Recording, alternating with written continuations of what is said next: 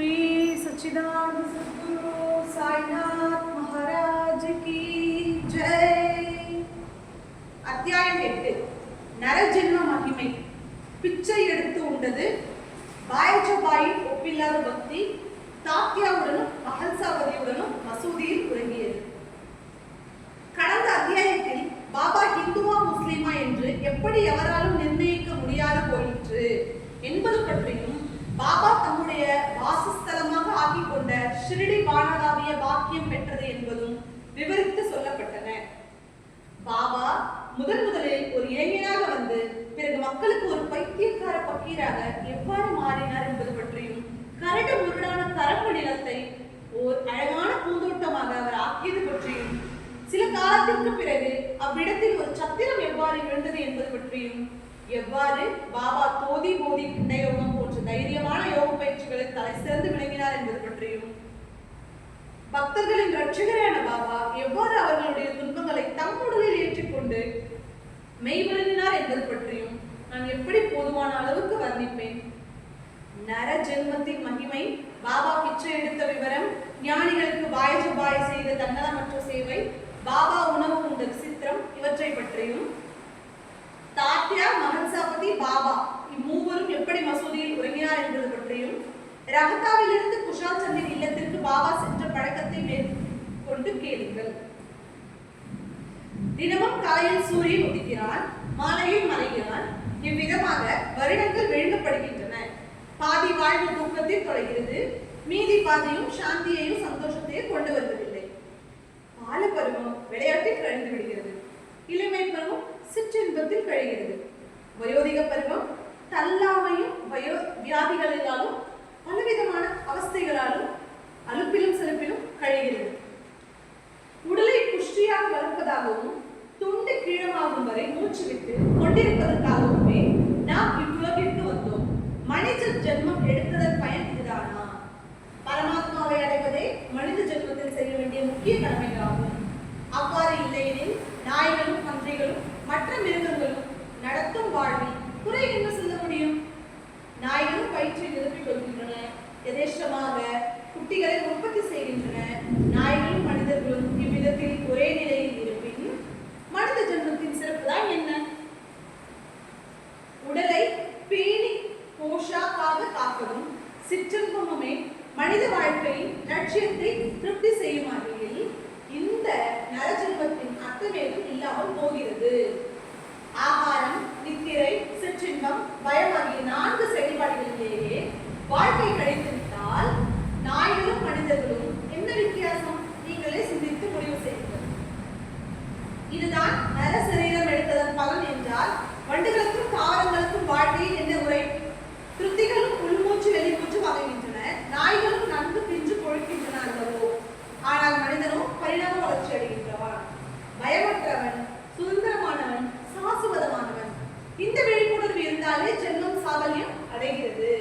நான் எங்கிருந்து வந்தேன், நான் யார், நான் ஏன் மனித ஜென்மம் எடுத்திருக்கிறேன், இதன் சூக்குமத்தை அறிந்தவன் வித்துவானவன். இந்த ஞானம் இல்லையே சகலமும் வீண். தூங்கா விளக்கின் சுடர் ஆரம்பத்திலிருந்து கடைசி வரை ஒரே மாதிரியாக தெரிந்தாலும் ஒவ்வொரு கணமும் அது மாறுபாடு அடைந்து கொண்டே இருக்கின்றது. மனித உடலும் அவ்வாறே. பிள்ளை பருவம், இளமை, முதுமை இந்த 3 நிலைகளும் எல்லோருக்கும் வெளிப்படையாக நன்கு தெரிந்ததே. ஆனால் அவை இயல்பாகவே வந்து போவதை எவரும் உணர்வதில்லை. இந்த கணத்தில் நாம் பார்க்கும் சுடரின் நிலை இந்த கணத்தோடு சரி. ஒவ்வொரு கணமும் மாறுபட்டு கொண்டே இருந்தாலும் அது ஒரே மாதிரியாக தான் தெரிகிறது. அதுபோலவே இந்த கணத்தில் மனித உடல் இருக்கும் நிலை எடுத்த கணத்தில் மாறுகிறது. மலம், மூத்திரம், சளி, சீழ், எச்சில், அழுக்கு ஆகியவற்றை வெளியிடும். கணத்திற்கு கணம் மரணம் அடைந்து கொண்டிருக்கும் மனித உடல் துர்லட்சணம் நிரம்பியது. புழுக்களும் கிருமிகளும் வாழும் இடமாகிய மனித உடல் பல ரோகங்களின் வாசஸ்தலம் நிலையற்றது, மரணமடையக்கூடியது. மாமிசம், ரத்தம், தசைகள், ஓரெலும்பு கூடு, தோல் இவை எல்லாம் ஏற்பட்ட பாரவண்டியே மனித உடல். மலமும் மூத்திரமும் நிறைந்த குழிகளுடன் உயிருக்கு கவசமாக அமைந்துள்ளது. தோல், மாமிசம், ரத்தம், சதை, கொழுப்பு, எலும்புகள், மஜ்ஜை, வாயு இவற்றுடன் பிறவி உறுப்பு, புதம் போன்ற அசிங்கமான பாவங்களுடன் சேர்ந்து அமைந்த மனித உடல் அற்ப காலமே வாழக்கூடியது. இவ்வளவு அங்கலமானதாகவும் நசித்து போகக்கூடியதாகவும் பல நேரத்தில் முடித்து போகக்கூடியதாகவும் மனித உடல் இருப்பினும் சர்ப்ப மங்கலங்களுக்கும் இருப்பிடமான பரமேஸ்வரனை அடைவதற்கு உண்டான கருவி அது ஒன்றே. ஜனன மரண சூழலில் மாட்டிக்கொண்ட மானிடன் மரணத்தை பற்றிய கற்பனையிலும் பயத்திலுமே வாழ்நாளை கழிக்கிறார். ஆயினும் உயிர் பிரியும் போது கடல் நேரத்தில் பறந்து விடுகிறது. இரவிலும் பகலிலும் எத்தனை மக்கள் பிறக்கின்றனர் இறக்கின்றனர், இதை யார் கணக்கு வைத்துக் கொள்ள முடியும்? மார்க்கண்டையரை போல் வாழப் போகிறேன் என்று நினைத்துக் கொண்டிருப்பவர்களும் ஒரு நாள் இறந்துதான் தீர வேண்டும். நிலையில்லாத மனித உடல் வாழும் போது நினைத்தாலே புண்ணியம் அளிக்கக்கூடிய ஞானிகளின் திவ்யமான சரீரத்தை கேட்கும் நேரமே நன்கு செலவிடப்பட்டதாகும். அதை செய்யாத நேரம் எல்லாம் வியர்த்தமே. அம்மாதிரியான விழிப்புணர்வு நிச்சயமாக ஏற்படுவதே மனித பிறவி எடுத்ததன் அனுகூலமாகும். ஆயினும் சுயமாக அனுபவிக்காமல் எவரும் இவ்வுண்மையை உணர முடியாது. இவ்வனுபவத்தை பெறுவதற்கு மிகுந்த அத்தியாசம் தேவை. ஆகவே சாஸ்வதமான ஆனந்தத்தை அனுபவிக்க விரும்பும் ஜீவன் அந்த வைபவத்தை அடைவதற்கு சாதனைகள் பல புரிய வேண்டும். மனைவி, மக்கள், சொத்து, புகழ் இவற்றுடன் ஆழி சூழ் உலகத்தையே ஒருவன் இறைவனின் அருளால் அடையலாம். அப்பொழுது அவன் மனதில் திருப்தி இல்லாதவனாக இருப்பான். ஆனால் சாஸ்வதமான சுகத்தையும் சாந்தியையும் மனத்தின் லட்சியமாக கொண்டு எவ்வுயிரிலும் இறைவனை பார்ப்பதையே வழிபாடாக அமைத்துக் கொண்டால் அதுவே முக்தியை அளிக்கும். தோலையும் இரத்தத்தையும் மாமிசத்தையும் எலும்புகளையும் ஒன்றாக சேர்த்து செய்யப்பட்ட இம்மனித உடல் ஆன்மீக வாழ்க்கைக்கு பெருத்து தடையாகும். ஆகவே உடல் மீது கொண்ட பற்றை விட்டுவிட வேண்டும். உடலை கேவலம் உன் வேலைக்காரனாக நடத்து. அளவுக்கு அதிகமாக அதை பாராட்டாதே. அதற்கு செல்லம் கொடுத்து கொடுத்து உன்னை நரகத்திற்கு இழுத்துக் கொண்டு போக விடாதே. அதற்கு உணவும் உடையும் தேவையான அளவு கொடுத்து நிர்வாகம் செய். அவ்வப்போது போஷித்து பாலனம் செய். அவ்விதம் செய்தால்தான் உடலை ஆன்மீக முன்னேற்றத்திற்கும் ஜனன மரண சூழலிலிருந்து விடுவிப்பதற்கும் உபயோகிக்க முடியும். ஜனன மரண அர்த்தங்கள் எத்தனமும் மரணம் நேரலாம் என்றும் இல்லை. இவ்விதமாக நிரந்தரமாக சுகமற்றது மனித வாழ்க்கை. கணநேரமே ஏற்படும் மகிழ்ச்சியால் என்ன பிரயோஜனம்? பளிச்சென்று ஒளி வீசி மறையும் மின்னலை போன்று கடல் நேரத்தில் தோன்றி மறையும் கடலை போன்றும் அந்நித்தியமானவை உடல் இன்பங்கள். இதை பற்றி சிந்தித்து சிறிது யோசியுங்கள். உடலும் வீடும் மனைவியும் மக்களும் உற்றாரும் உறவினரும் நசித்து போகக்கூடியவர்கள் என்பதை நன்கு அறிந்தும் தாய் தந்தையரின் பாடைகளை தோல்வியில் சுமந்து சென்ற அனுபவம் இருந்தும் மனிதன் தன்னுடைய நிலை பற்றிய உண்மையை உணர்வதில்லை. அவளுக்கு இறந்து போனவர்கள் சென்ற பாதையிலேயே செல்கிறான். ஜனன மரண சூழலில் மாட்டிக்கொள்கிறான். இச்சூழலில் இருந்து வெளிவருவது எப்படி என்று ஒரு கணமும் சிந்திப்பதில்லை. குடும்பத்தின் பாரத்தை சுமப்பதிலேயே வாழ்க்கை வேகமாக கழிந்து விடுகிறது. ஆனால் காலதேவனோ ஆண்டுகள் கழிவதை மிக அக்கறையுடன் கவனித்துக் கொண்டு வருகிறான். கடமையிலிருந்து ஒருபோதும் நழுவ மாட்டான். கடைசி நேரம் வரும்போது காலதேவன் ஒரு கணமும் தாமதிக்க மாட்டான். மீன் பிடிப்பவன் வலையை இழுப்பது போல் இறுக்கமாக இழுத்து விடுவான். அந்நேரத்தில் மனிதன் வலையில் அகப்பட்ட மீனை போல எதுவும் செய்ய முடியாத துடித்து விடுவான். கோடி புண்ணியம் செய்தும் மகா பாக்கியங்களாலும் இம்மனித பிறவி கிடைத்திருக்கிறது. ஆகவே இந்த நல்வாழ்வுக்காக சிறப்பாக பயன்படுத்திக் கொள்ள வேண்டும். பகீரதம் பிரயத்தனம் செய்தாலும் மனித பிறவியை அடைய முடியாது. அது விதிவசமாக கிடைக்கும் அதிர்ஷ்டமே. வீணாக குப்பை தொட்டியில் போட்டு விடாதீர்கள். இந்த ஜென்மத்தில் கிடைத்தது கைவிட்டு போனாலும் அடுத்த ஜென்மமும் மனித பிறவியாகவே அமையும் என்று நினைத்து அடுத்த ஜென்மத்திற்கென்று எதையும் தள்ளி போடுவான் முட்டாள். எத்தனையோ பாவிகள் அவர்களுடைய கர்மாவுக்கு ஏற்றவாறு மனித பிறவை எடுப்பதற்காக ஆண்பின் துருவத்தில் யோனித்து வர வாயிலில் வந்து நிற்கிறார்கள். அடைந்த ஞானத்திற்கும் செய்த கர்மானுஷ்டங்களுக்கும் ஏற்ப ஒருவன் குறிப்பிட்ட உடலை அடைவான் என்று நிச்சயிக்கப்பட்டிருக்கிறது. இது வேதங்களில் பிராமணன். கருணை வடிவான வேதமாதா சொல்கிறால் ஞானத்திற்கு ஏற்றவாறு பிறவி ஏற்படுகிறது. எவ்வளவு இறைஞானம் சேமிக்கப்பட்டிருக்கிறதோ அதற்கேற்றவாறு ஜீவனுக்கு பிறவி கிடைக்கிறது. இறைவனுடைய லீலைகள் தர்க்க சிந்தனையால் புரிந்து கொள்ள முடியாதவை. அவை பற்றிய பூரணமான ஞானத்தை அடையவே முடியாது. ஒரு பகுதியாவது அறிந்து கொள்ள முடிந்த மனிதன் மகாபாக்கியவான். அவனினும் புண்ணியசாலியே உயிர் குலத்தில் பிறக்கின்றான். ஆனால் இறைவனின் அருளே ஒருவரை சாயி பாதங்களுக்கு கொண்டு வருகிறது. இம்மூன்றும் ஒரு சேர கிடைப்பது அரிதினும் அரிது. யோனி ஜென்மமாக பிறக்கும் ஜீவராசிகள் எத்தனையோ, இவை அனைத்திலும் மனித பிறவியே சிரேஷ்டமானது. ஏனெனில் மனிதர்களால் தான் என்னை படைத்தது யார், நான் எங்கிருந்து வந்தேன் என்றெல்லாம் சிந்தனை செய்ய முடியும்.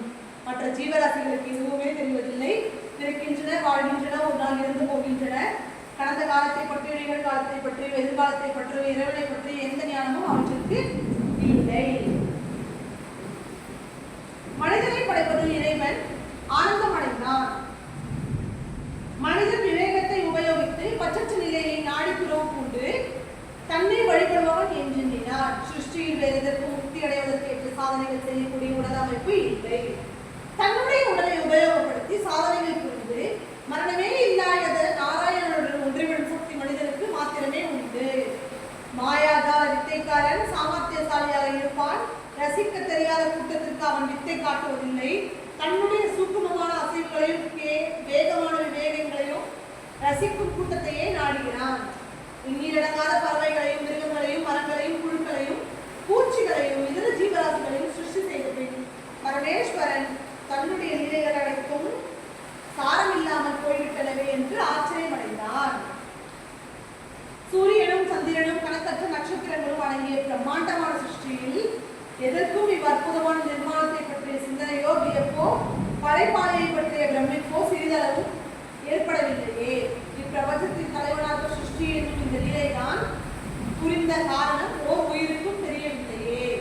ஆகவே என்னுடைய சிருஷ்டியின் வைபவங்களை புரிந்து கொள்ளும் என்னுடைய ஒப்பில்லா மகிமை படைத்த செயலை பாராட்டுவதற்கும் தேவையான திறமையில் உள்ள தற்பையின் முனி போன்ற கூறிய மதிப்படைத்த ஒரு ஜீவனை நான் சிருஷ்டி செய்யாதவரை நான் ஏற்கனவே செய்த செயல்கள் அனைத்தும் பயனற்று போகும். ஆகவே இறைவன் மனிதனை படைத்தான். ஜெகதீசன் நினைத்தான், இம்மனிதன் சாரம் எது, சாரம் இல்லாதது என்று தன்னுடைய புத்தியை உபயோகித்து தெரிந்து கொண்டு என்னை அறிவான்.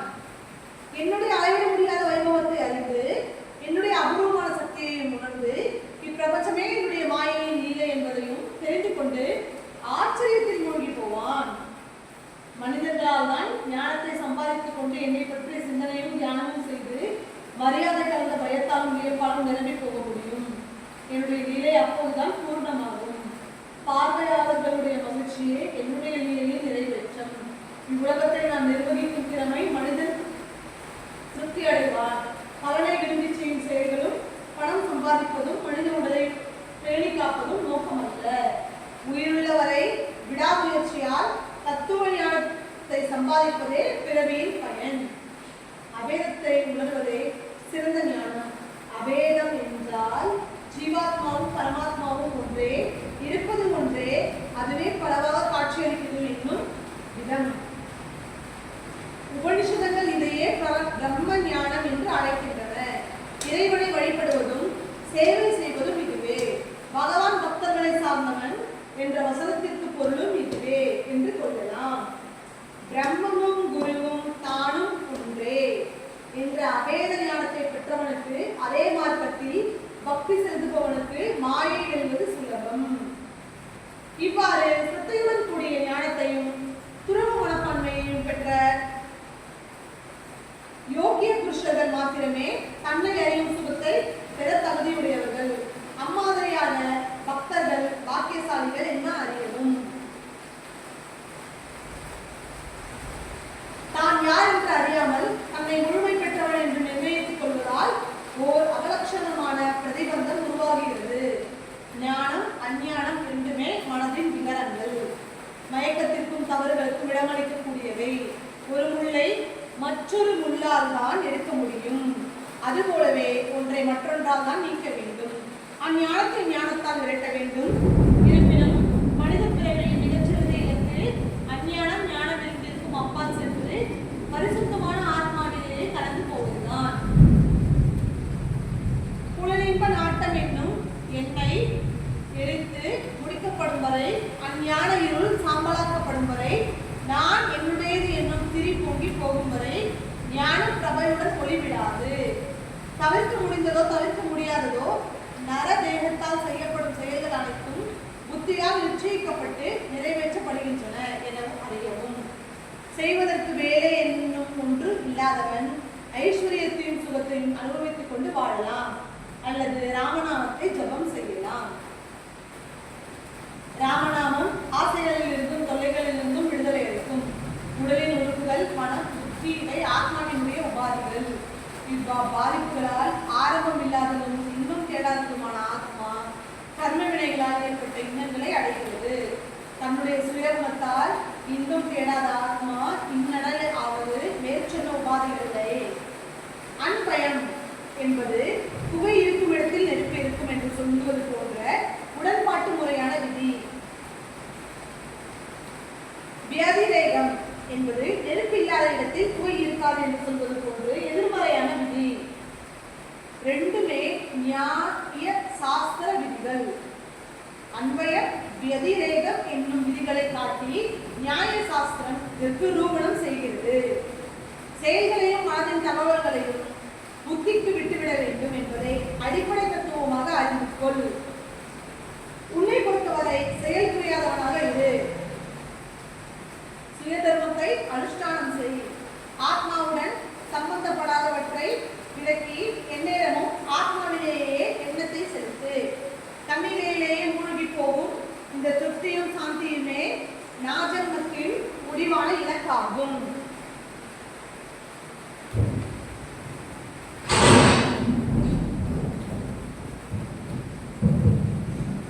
தர்மம், அதர்மம், காமம், மோட்சம் ஆகிய 4 மனித வாழ்வின் லட்சணங்களை அடைவதற்கு உடலை விட்டால் வேறு வழியே இல்லை. இந்த 4 புருஷார்த்தங்களை எப்படி அடைவது என்பது அத்தியாசம் செய்யும் மானுடன் ஸ்ரீ வைகுண்ட பதவியை அடைந்து விடுவான். ஆகவே இவ்வுடல் கீழே வீழ்வதற்கு முன்பே ஆத்ம ஞானம் பெறுவதற்கு முயற்சி செய்வீராக. நரஜென்மத்தின் ஒரு நொடியை கூட வீண் செய்து விடாதீர். சமுத்திரத்தின் உப்பு நீர் மேகங்களாக மாற்றமடைந்து சுத்தமான குடிக்க தகுந்த நீராக மாறுகிறது. அவ்வாறே குருவின் பொன்னடிகளில் மூழ்கினால் சுகம் கிடைக்கிறது. குருவை தவிர வேறு ஒருவருக்கும் இம்மனித உடலுக்கு நன்கரை அளிப்பது எப்படி என்பது தெரியாது. குரு தமது கரங்களால் தூக்குவதால் தான் ஜடம் போன்ற மனிதர்கள் மேலெழுப்பப்படுகிறார்கள். மந்திரங்கள், புனிதத்தலங்கள், தேவதைகள், பிராமணர்கள், ஜோசியர்கள், வைத்தியர்கள், 7ஆவதாக குரு. இந்த 7க்கும் ஒருவனுடைய விசுவாசத்தை பொறுத்து பலன்கள் அமையும். நம்பிக்கையும் விசுவாசமும் எவ்வளவு ஆழமோ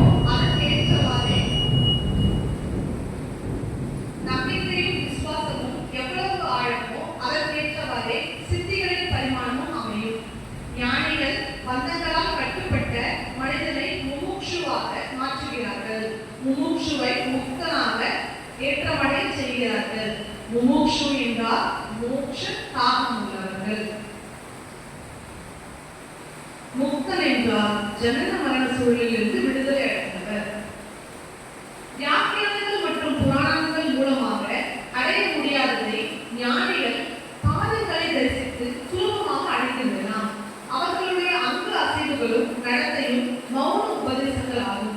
மன்னிக்கும் குணம், சாந்தி, தனிமை, காருண்யம், பரோபகாரம், புரிநடக்கம், அகங்காரமின்மை ஆகிய நற்குணங்கள் நிறைந்திருக்கும் மனிதனை காண்பது அறிந்து. புத்தகத்தை படித்து அறிந்து கொள்ள முடியாததையெல்லாம் ஒரு மனிதரின் செயல்முறைகளை பார்த்து சுலபமாக அறிந்து கொள்ளலாம்.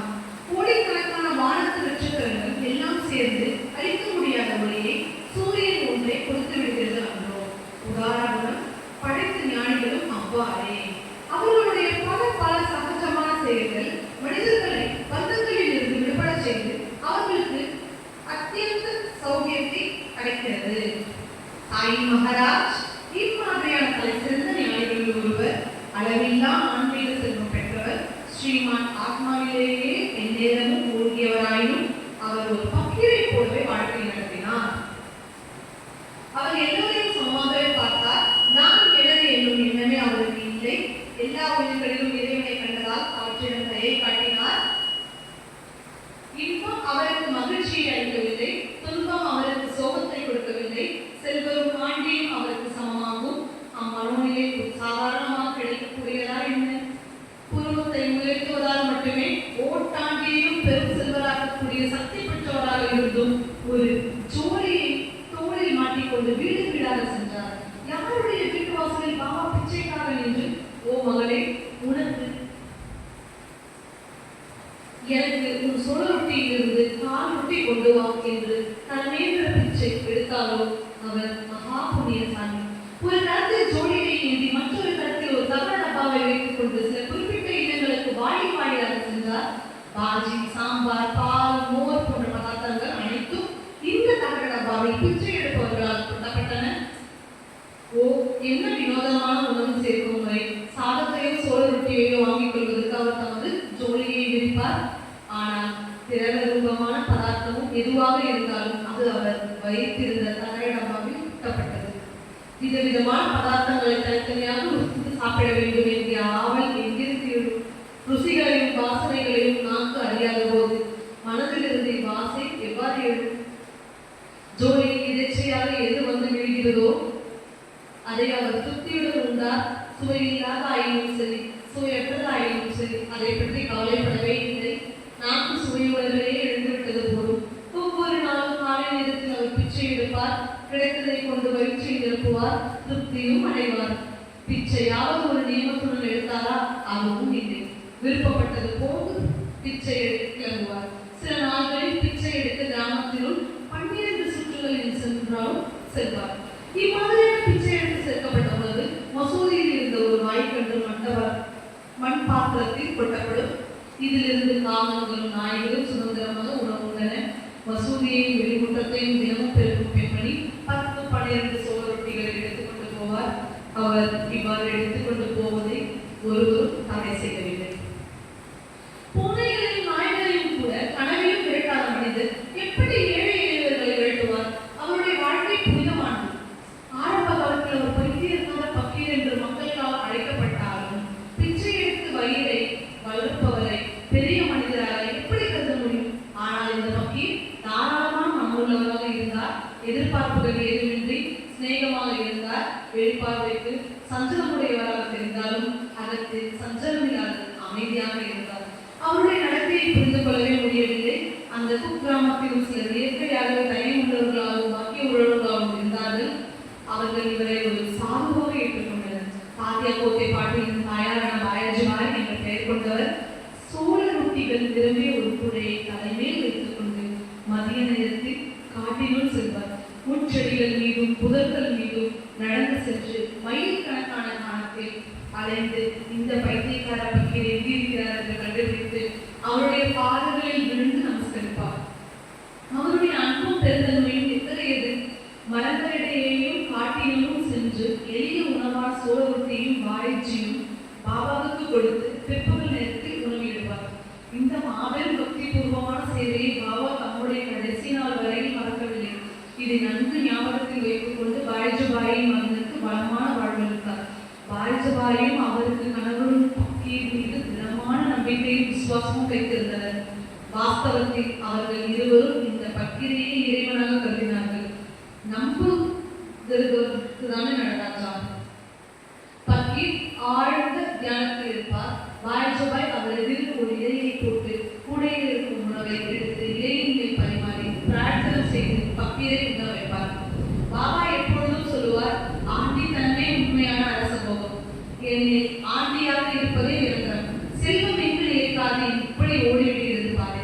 பிற்காலத்தில் பாபா காட்டை துறந்து கிராமத்திலேயே வசிக்க ஆரம்பித்தார். மசூதியிலேயே உணவு உண்ண ஆரம்பித்தார். தாயாருடைய பாயஜிபாயுடைய கஷ்டங்களுக்கு ஒரு முடிவு ஏற்பட்டது. அப்போதிலிருந்து தினமும் உணவு கொண்டு போவது என்று தவறாக பழக்கம் தம்பதியால் அனுசரிக்கப்பட்டது. அவர்களுக்கு பிறகு தாத்தியாவால் செய்யப்பட்டது.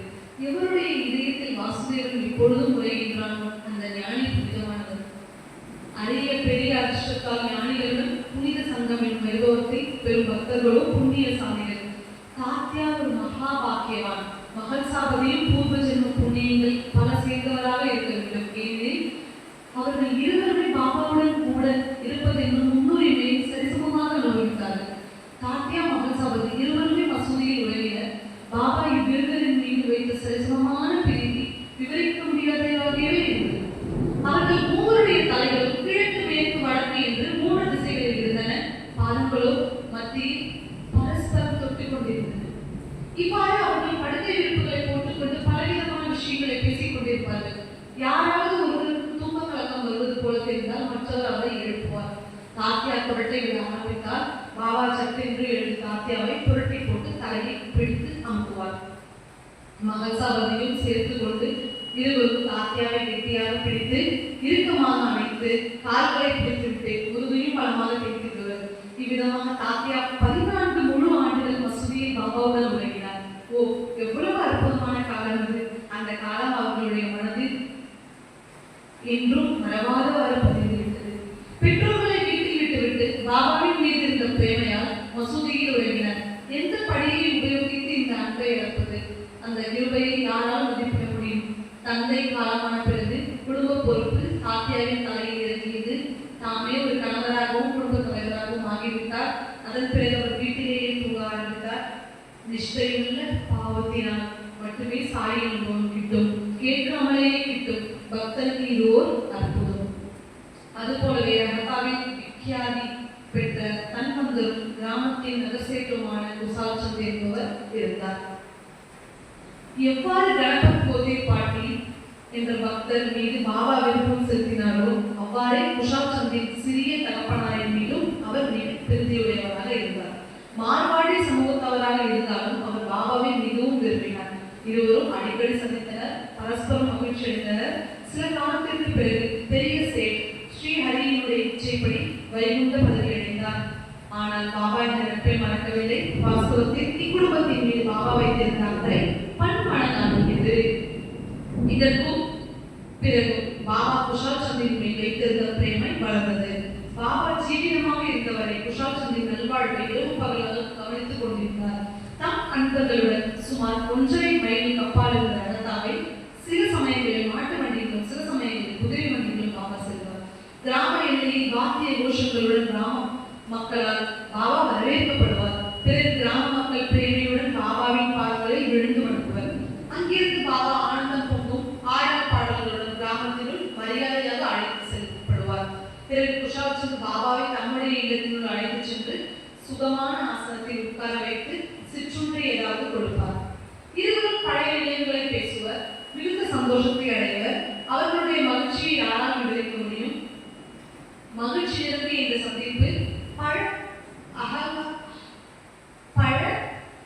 ஆகாரம் சாப்பிடுதல் ஆகியவை முடிந்த பிறகு பாபா அன்பர்களோடு தம்மிலேயே மூழ்கி ஆனந்தத்துடன் திரும்பி ஷிரடிக்கு வருவார். ரகதா கிராமம் ஒரு திசையில் இருந்தது, நிம்காம் கிராமம் மற்றொரு திசையில் இருந்தது. இரண்டுக்கும் நடுவில் ஷிரடி கிராமம் இருந்தது. மையமான ஷிரடியிலிருந்து பாபா அவருடைய வாழ்நாளில் 2 இடங்களை தாண்டி எங்கும் சென்றதில்லை. இருப்பினும் அவருக்கு எங்கும் நடக்கும் விஷயங்களும் தெரிந்திருந்தன. அவர் வேறெந்த ஊருக்கும் போனதும் கிடையாது, ரயிலையும் பார்த்ததும் கிடையாது. ஆனால் ரயில்கள் வரும் நேரம், கிளம்பும் நேரம், கால அட்டவணை அனைத்தும் நன்கு தெரிந்திருந்தது. நேரத்தில் ரயிலை பிடிப்பதற்காக பக்தர்கள் ஏற்பாடுகளை மும்மரமாக செய்வார்கள். வீடு திரும்பிய பாபாவினுடைய அனுமதியை வேண்டி அவர்கள் சென்ற போது ஏன் இவ்வளவு அவசரப்படுகிறீர்கள் என்றுதான் கேட்பார் பாபா. பாபா, இப்பொழுது நான் அவசரமாக கிளம்பவில்லை எனில் பம்பாய் செல்லும் ரயிலை கோட்டை விட்டு விடுவேன். என்னுடைய உத்தியோகத்திற்கு குந்தகம் விளைந்துவிடும். எஜமானர் என்னை நிச்சயமாக வேலையிலிருந்து நீக்கி விடுவார். இங்கு வேறு எஜமானர் எவரும் இல்லை. போய் ஒரு சோள ரொட்டியாவது சாப்பிடு. மதிய உணவுக்கு உண்ட பிறகு போ. இந்த ஆத்மையை மீறுவதற்கு எவருக்கும் தைரியம் இல்லை. சிறியவர்கள், பெரியவர்கள், விவேகமுள்ளவர்கள், நல்லது கெட்டது தெரிந்தவர்கள் அனைவரும் சுய அனுபவத்தால் உண்மை நிலையை அடைந்திருந்தனர். பாபாவினுடைய ஆக்ஞையை அடிப்படைந்தவர்கள் ரயிலை ஒருபோதும் தவறவிட்டதில்லை. ஆக்ஞையை லட்சியம் செய்பவர்கள் நிச்சயமாக பிரச்சனைகளையும் ஆபத்துகளையும் எதிர்கொண்டார்கள். இம்மாதிரி அனுபவங்கள் ஒன்றன் பின் ஒன்றாக எத்தனையோ இருந்தது. ஒவ்வொன்றும் புதியது, தனித்தன்மை வாய்ந்தது. இவற்றை சுருக்கமாக சொல்லுவேன். ஏமாட்டிக் பொழுது சாயி பாதங்களில் சரணடைகிறேன். அடுத்த அத்தியாயத்தில் ஷிரடியிலிருந்து வீடு திரும்புவதற்கு பக்தர்கள் பாபாவின் அனுமதியை பெற வேண்டியதன் முக்கியத்துவம் விவரிக்கப்படும். பாபாவினுடைய அனுமதி பெற்றவர்கள் வீடு திரும்பியதையும், அனுமதி கிடைக்காதவர்கள் ஷிரடியிலே தங்கிவிட்டதையும், பாபாவின் ஆக்ஞையை மதிக்காதவர்கள் எவ்வாறு அபாயங்களில் மாட்டிக்கொண்டார்கள் என்பது பற்றியும் அடுத்த அத்தியாயத்தில் விவரிக்கிறேன். அதுபோலவே பாபா எவ்வாறு மது பிச்சை எடுத்தார் என்பது பற்றியும், ஏன் பாபா பிச்சை எடுத்து உண்டார் என்பது பற்றியும், பஞ்சசுனா பாவ நிவர்த்தியை பற்றியும் பிற்பாடு விவரிக்கப்படும். ஆகவே கதை கேட்பவர்களின் பாதங்களை பற்றி கொண்டு அன்றாடி கேட்டுக்கொள்கிறேன். ஒவ்வொரு கிழமும் கவனத்துடன் உங்களுடைய நன்மைக்காகவும் நல்வாழ்வுக்காகவும் சாய் சரித்திரத்தை கேளுங்கள். எல்லோருக்கும் க்ஷேமம் உண்டாகட்டும். ஞானிகளாலும் சான்றோர்களாலும் உணர்வூட்டப்பட்ட சாய் பக்தர் ஹேமட் பந்தால் இயக்கப்பட்ட ஸ்ரீ சாயி சமர்த்த சாயி சச்சரிதம் என்னும் காரியத்தில் நரஜன்ம மகிமை பிச்சை எடுத்து உண்டது பாய்ஜபாயின் ஒப்பில்லாத மகிழ்ச்சி தாத்தியாவுடன் மகசாபதியுடன் மசூதியில் விளங்கியது என்னும் 8வது அத்தியாயம் முன்னும் ஸ்ரீ சத்குரு சாய்நாதருக்கு அர்ப்பணம் உண்டாகட்டும். शुभम उंटागट्टुम. श्री शिरडी फकीर साईनाथ महाराज की जय.